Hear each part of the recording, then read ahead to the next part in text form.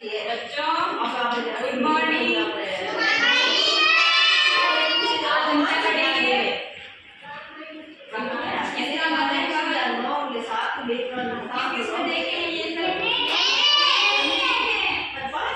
हाँ, एक स्थान से दूसरे स्थान जाने के लिए काम आते हैं ना, जैसे घर से मामा के घर, नाना के घर, है ना।